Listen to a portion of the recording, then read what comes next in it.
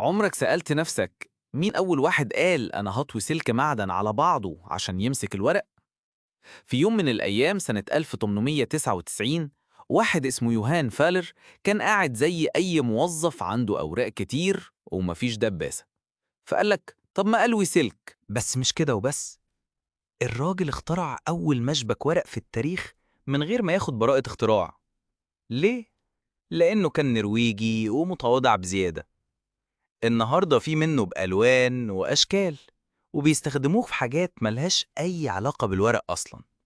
حد فينا ما فتحش مشبك وخلاه دبوس موبايل، ولا علقت بيه حاجة، ولا حتى سلاح في خناقة الثانوية؟ تفتكر لو مخك زهقان النهاردة ممكن تطلع باختراع زي ده؟ اكتب في الكومنت ايه أغرب حاجة استخدمتها بدل حاجة. يعني تفتكر ازاي الدنيا كانت هتمشي من غير مشبك الورق؟ كنا هنربط الورق بشريط لزق ولا نكتب على الظهر؟ ده مشبك بسيط بس أنقذنا من فوضى الشغل وخلى شكلك مرتب قدام المدير. قول لي بقى، لو كنت انت مكان المخترع كنت هتستخدم المشبك في ايه غير الورق؟